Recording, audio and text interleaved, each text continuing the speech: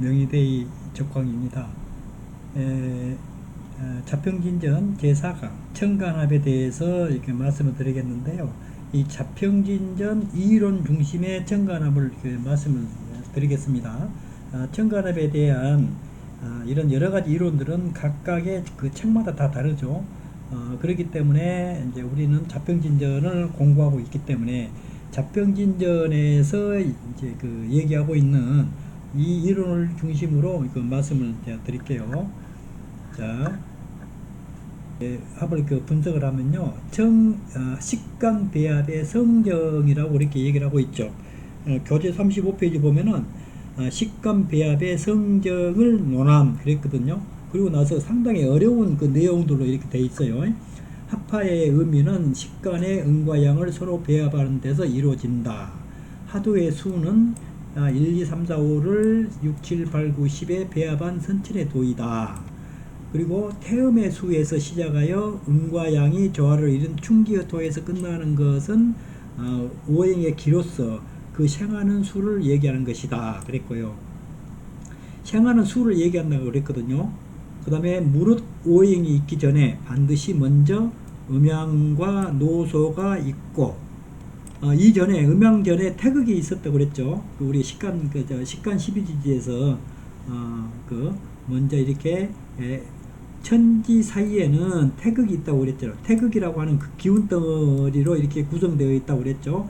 하늘과 땅 사이에는. 그리고 나서 그게 동과 정에 의해서 음양으로 나누고, 음양이 다시 노소가 있어서 사상으로 이렇게 만들어지면서 사상 속에서 오행이 이렇게 나왔다. 그렇게 하고, 그 다음에 바로 그 생기게 되므로 토에서 생극을 끝맺는 것이다 그랬거든요. 이래서 오행이 있게 되면 만물이 다시 토에서 생기고, 수화목금, 수화목금이라고 하는 이 순서, 이게 굉장히 중요하거든요. 수화목금이 또 토의 바탕을 기타하게 되므로 토로서 생극을 선도하게 되는 것이다. 이제 그랬어요. 이게 굉장히 어려운 그 이론이고 공부를 상당히 좀 해야 요것을 이해를 이렇게 하는데요. 그냥 자변진전 정관합의 이 의미는 식간 배합의 성정, 요것만 잘 이해를 하면 돼요. 요런 이론들은 이렇게 그 머릿속만 이렇게 복잡하게 이렇게 할 뿐이거든요. 그러니까 식간 배합의 성정이 뭔가를 이렇게 알면 되고요. 합파의 의미로 식간의 음과 양이 서로 배합하는 것이다 그랬어요. 각기합도 이건 다 알고 있으니까 그냥 넘어가고요. 하도의 수는 그 생수와 완성수, 성수, 생수와 성수로 나눠진다 그랬거든요. 생수라고 하는 것은 생하는 수. 그러니까 처음에 이걸 설명을 약간 해드리면요. 처음에 그 모든 그 오행은 처음에 일에 하나에서 출발하죠. 그래서 먼저 그 수가 일활수요 해가지고 수에서 이렇게 나오고, 그 다음에 두 번째로 이화, 두 번째로 이제 화가 이렇게 나오죠. 화가 나오고, 세 번째로 목이 나오죠. 목. 이렇게. 셋, 3. 그 다음에 네 번째로 금이 이렇게 나오죠. 그 다음에 다섯 번째 토가 이렇게 완성을 하죠. 그렇게 이 토라고 하는 것은 수화, 목, 금. 이 네 개의 그 오행을 이렇게 연결시켜주는 그 기운. 그러니까 이게 충기라고 그랬죠. 목화 금수가 어우러져 있는 기다. 왜 그러냐면은 중앙토가 이제 처음에 수에서 하나 첫 번째로 수가 나오고, 두 번째로 화가 나오고, 세 번째로 목이 나오고, 네 번째로 이제 그 금이 나오고, 다섯 번째로 이렇게 토가 이렇게 이제 생성이 된다. 요 의미가 이제 어떤 의미냐면요. 이제 모든 음양이 수에서 이렇게 만나잖아요. 남자 여자가 이렇게 음양이 이렇게 수에서 이렇게 만나면은 이제 분화가 되고 다시 이제 이렇게 성장하는 이런 모습이 이제 되겠죠. 이제 수에서 이렇게 만나고, 그 다음에 이 화는 이렇게 심장이라고 그러죠. 심장은 오장육부를 대표하는 것이죠. 그러니까 첫 번째 이제 수에서 이렇게 수가 이렇게 만나면 수끼리 이제 물끼리 이렇게 만나면은 여기서 이제 그 이렇게 분화가 되죠. 분화가 되죠. 분화가 되고 근데 분화가 되면서 이제 심장이 이렇게 오장육부가 만들어진다는 뜻이거든요. 인간 이제 어머니 뱃속에서 인간이 이렇게 그 성장하는 그 모습을 보면은 이제 그 처음에 심장 그 박동 소리가 다 들리게 되거든요. 몇 개월만 지나면은 그리고 나서 이제 오장육부가 만들어지면은 이제 그다음에 이제 그 목이 이렇게 만들어지. 목이라고 하는 것은 머리카락이 되고 그다음에 심장, 그 이제 신경계통, 핏줄 같은 거 이런 것들이 이제 목이라고 얘기할 수가 있죠. 그게 다 갖춰진다는 뜻이거든요. 신경 계열이 딱 갖춰진다. 이렇게 그 다음에 이제 네 번째로 생성이 되는 것이 금이죠. 금은 이제 오장육부하고 신경계통하고를 이렇게 보호해주는 뼈대, 그 사람의 뼈대가 이렇게 이제 만들어진다는 뜻이거든요. 이렇게 그래서 그 다음에 이제 토라고 하는 것은 수하 목금에 이것을 이렇게 쌓아주는 것이죠. 그러면은 이제 인간의 형체가 만들어지잖아요. 어머니 뱃속에서 이게 이제 토죠. 토가 이렇게 토를 그래서 피부라고 그러잖아요. 피부. 그리고 나서 이제 다 갖춰지면은 이제 10달 동안 어머니 뱃속에서 이렇게 다 갖춰져 가지고 이렇게 다시 장식을 하는 모습. 토에서 이렇게 나왔다는 뜻이잖아요. 그래서 먼저 각기합토가 토로서 이렇게 주장을 한다. 그래서 을경합금에서 토생금, 금생수, 수생목, 목생화 이렇게 그 생생으로 지나간다. 이제 이런 내용이거든요. 그래서 보면은 이 생수라고 하는 것은 처음 나오는 수를 생수라고 그러고요. 이 처음 나오는 수는 불안정한 수이기 때문에 이것을 완성시켜 주는 것이라고 이제 해서 이렇게 6이라고 하는 수는 성수, 6, 7, 8, 9, 10, 10은 성수가 되고요. 1, 2, 3, 4, 5는 이 생수가 되는데 생수는 불안정한 그 수죠. 이렇게 1은 처음에 수가 되고 2는 화가 되고 3은 목이 되고 4는 금이 되고 5는 토가 된다. 그런데 1에서부터 2, 3, 4까지를 한꺼번에 딱 아우르고 이렇게 포용하고 이렇게 싸고 있는 것이 토가 되겠죠. 그래서 수화, 목금을 둘러싸고 있는 것이 토죠. 토가 되고 이 토에서 이렇게 다시 만물이 시작된다. 토에서 장생이 하잖아요. 그러니까 그래서 각기합도를 처음에 토로 이렇게 나누어진다. 그 다음에 을경합금, 그 다음에 병신합수, 그 다음에 정의만목, 그 다음에 무게합파 해가지고 이게 토에서부터 생성이 돼서 토에서부터 이렇게 맞춰진다. 그리고 모든 것은 수에서 시작해가지고 토에서 이렇게 맞춰지잖아요. 그래서 아까 처음에 여기 그 자평진전 그 이론에 이론에 보면은 여기 태음의 수에서 시작하여 음과 양이 조화를 이룬 충기의 토. 충기라고 하는 것은 목화 금수가 이렇게 섞여 있는 것이 충기라고 그랬죠. 우리 식간 12지에서. 그래서 토에서 끝나는 것은 오행의 길어서 생하는 수를 말한다. 아니, 생하는 목화 이렇게 수하고 이렇게 화, 그 다음에 목하고 금 이렇게 서로 극하는 관계잖아요. 이게 왜 생이 되냐? 이제 그렇죠. 왜냐하면 우리가 음양생극에서 이렇게 이제 배웠듯이 서로 이렇게 내부에서는 극을 하면은 겉에서는 이렇게 생 이렇게 나오잖아요. 그죠? 그렇기 때문에 극이생이라는 얘기가 나오죠. 그래서 이제 그 자평진선에서 유명한 격국은 생극기화론이다. 생극기화를 아주 잘 해야만이 사주를 깊이 있게 잘 본다라고 이렇게 말씀을 드릴 수가 있거든요. 이제 이걸 얘기하는 거거든요. 태음의 수에서 시작하여 생하는 오행 기로서 이게 충기인 토에서 끝나는 것은 오행의 기로서 생하는 수를 말하는 것이다. 생하는 수, 이렇게 극이생이란 얘기죠. 쉽게 얘기하면은. 자, 그리고요,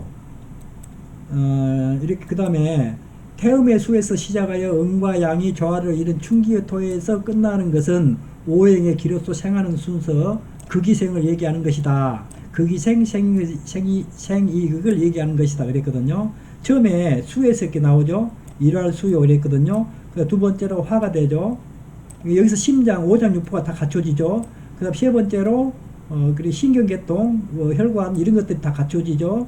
그 다음에 네 번째로 이걸 오장육부하고 이렇게 이렇게 신경계통하고 이런 것들을 이렇게 금이 딱 감싸고 있고 보호해주는 그 뼈대가 만들어지죠.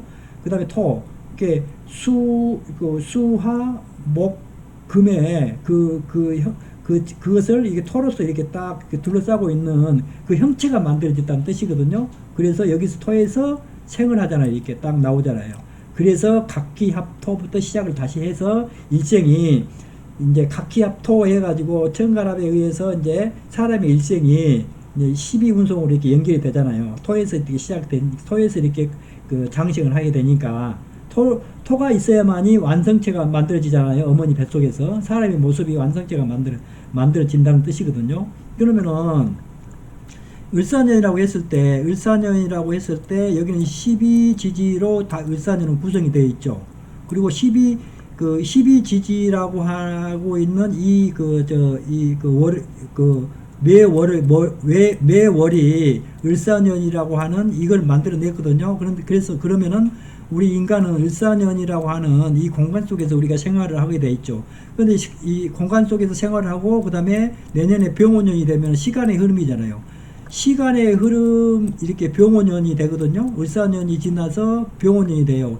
시간의 흐름을 얘기하는 것이고 그 다음에 우리는 그 12개월이나 12개월 그 다음에 을사년의 그 환경 속에서 각각의 그 월 속에서 또 다시 그 생활을 하게 되는 거죠. 그러니까 을사년의 큰 어떤 기운을 예를 들어서 지금 이제 6월이니까 6월 정도 되니까 지금 을사년 6월이라고 하는 요 환경 속에서 우리가 살고 있다 현재.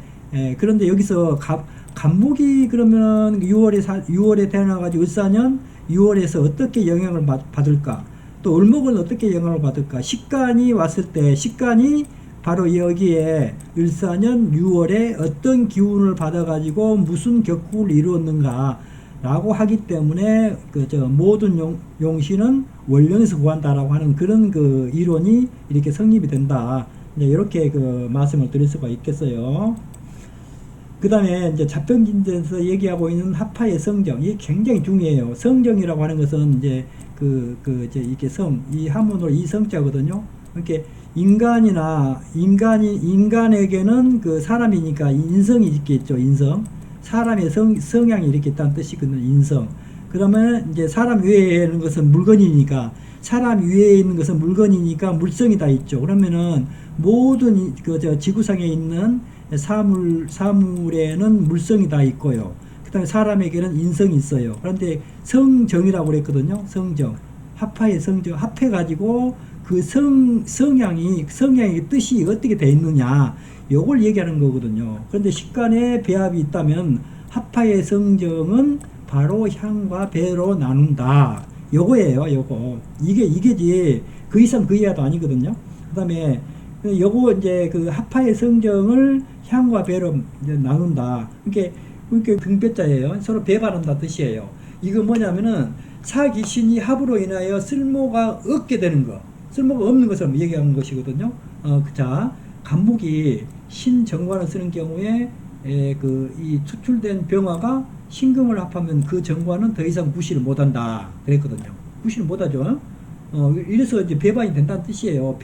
이렇게 그 사기신, 정관은 사기신이죠. 사기신이 합으로 인해 가지고 쓸모가 없게 됐어요. 내가 더 이상 이 관을 못 쓰게 되거든요.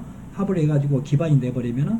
그 다음에 인수의 합은 간목이 개수 인수를 쓰고 있는 경우에 무토가 와가지고 이렇게 개수 합하면 그 인수는 더 이상 구실을 못한다 그랬고요.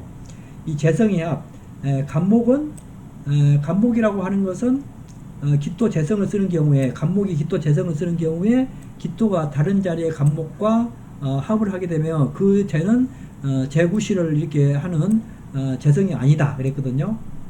그리고 가령 예를 들어서 연이 기토고 월이 간목인 경우에 연상의 기토가 월의 간목에 합거가 당하게 되면 일주인 간목이나 을목에게는 재성이 몫이 없죠. 내가 뺏겠다는 뜻이거든요. 이 갑을목 일주가 이렇게 있어요. 있고 연이 간목이고 월이 간목이고 연이 기토다 하면은 이 간목이 먼저 내 그 재성을 그 가불목의 재성을 얘가 이렇게 합해가기 때문에 더 이상 내 것이 아니다 이런 얘기거든요. 또 다음에 식신격 이제 간목이 병화 식신을 쓰는 경우에 이 병이 신과 이렇게 합을 이루면 재구신을 하는 식신이 아니다 그랬거든요. 이게 이상은 사기신이 합으로 인하여 쓸모가 없게 되는 경우를 배라고 한다. 등배자 서로 이렇게 등졌다는 뜻이에요. 서로 이렇게 짝을 이루어야 되는데 서로 바라보면서 짝을 이루어야 되는데 향을 이루어 주면 좋은데 이렇게 등을 쥐고 있으니까 이렇게 배반한다. 서로 이렇게 너는 너 나는 나 이렇다는 뜻이거든요. 자, 그리고 이제 또 그 향이라고 하는 게 있거든요. 향과 배로 이렇게 그 식간의 성정은 배합이 있다가 하면은 반드시 합하의 성정은 향과 배로 나눈다 했는데 그 향이라고 하는 것은 뭐냐면은 사흉신이 합으로 인하여 쓸모가 있게 되는 경우, 좋게 되는 경우죠. 칠살, 자, 간목이 경금 칠살을 만났어요. 근데 을목이 와서 경금을 이렇게 합했어요. 그러면 이 칠살이 일간을 공격하지 못하죠. 급제, 간목이 을 급제를 만났어요. 그러면 내 재성이 이렇게 손상을 당하겠죠. 그런데 칠살이 와가지고 을목을 이렇게 합했어요. 이렇게 이 강도가 와가지고 이 깡패가 와가지고 강도하고 이렇게 합을 하니까 두 개의 흉신이 다 없어졌죠. 그래서 아주 좋게 되었다. 그 다음에 상관, 간목이 정화 상관을 만나면 상관이 되는데 임수가 정화를 이렇게 합을 해버리면은 정이 이제 상관구실을 못하죠. 그러면은 아주 기락이 되는 것이죠. 그러니까 효신, 이 갑이 임수를 만나면 편인이 되는데 이미 정화와 이렇게 합을 이루면 편인이 식신을 빼앗지 못한다 그랬거든요. 이상은 사흉신이 합으로 인하여 기란작용으로 바뀌는 경우를 향이라고 한다. 그렇죠? 그러니까 식간합 어렵지 않죠. 자평긴절의 식간합은 굉장히 쉬워요. 그 식간합의 바로 합하의 성정, 그 다음에 향과 배, 요것만 이해를 잘 하시면 된다. 그러면 내가 정관격을 이렇게 정관격으로 태어났는데 합으로 인해가지고 정관이 이렇게 손상이 정관격이 쓸모가 없게 됐어요. 그럼 내가 관을 못 쓴다는 뜻이잖아요. 이렇게 사주 해석할 때 굉장히 심플하게 사주를 이렇게 볼 수 있거든요. 그런데 다른 이론 책에 보면은 토로 변하고 수로 변해가지고 무엇이 어쩌고 저쩌고 이렇게 하면은 머릿속이 복잡해가지고 사주 해석에 상당히 해석이 난해하게 되는 이런 경우가 있어요. 그러니까 우리 자평긴전을 공부하시는 우리 공부하신 분들께서는 식간 배합의 성정은 반드시 향과 배로 이렇게 나눠봐라. 향은 뭐냐? 향은 사흉신이 합으로 인해 가지고 쓸모가 있게 되는 경우다. 배라고 하는 것은 뭐냐? 사기신이 합으로 인해 가지고 쓸모가 없게 되는 경우를 얘기하는 것이다. 이렇게 일단은 크게 그렇게 정리를 해놔요. 그 다음에 합하는 바가 있으면 꺼리는 바도 있죠. 기람을 만나도 기람이 되지 않고 흉함을 만나도 흉함이 되지 않는 것이다 그랬거든요. 이제 육친으로서 합을 말하면 남자는 재성을 처로 간주하는데 제가 다른 간에게 합거당하면 재성인 처가 어찌 그 남편을 치료할 수 있겠으며, 여자는 관을 남편으로 간주하는데 관이 다른 간에게 합거당하면 관성인 남편이 어찌 그 처를 사랑할 수 있겠는가. 이것을 배합의 성정이라고 하니 향과 배에 따라 달라지는 것이다. 또 강조하고 있죠. 배합의 성정이라 한다. 합하는 것이 이렇게 좋고 나쁘게 되는 경우, 사주 전체의 그 팔자를 가지고 합을 해가지고 내가 정관격을 쓰고 있는데 이 정관을 합거를 해버렸어요. 그러면 정관을 내가 못 쓴다는 뜻이거든요. 그러면 결국이 완전히 깨졌잖아요. 그래서 흉하게 된다. 이렇게 읽어주시면 된다는 뜻이거든요. 굉장히 쉽잖아요. 알아도 충분히 사주 해석하는데 아주 훌륭하게 해석할 수가 있다. 이렇게 이제 보시면 되거든요. 그래서 이상으로 정관합에 대해서 이렇게 말씀을 드리고요.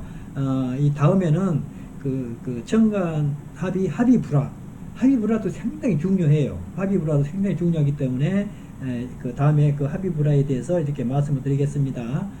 수고하셨습니다. 안녕히 계세요.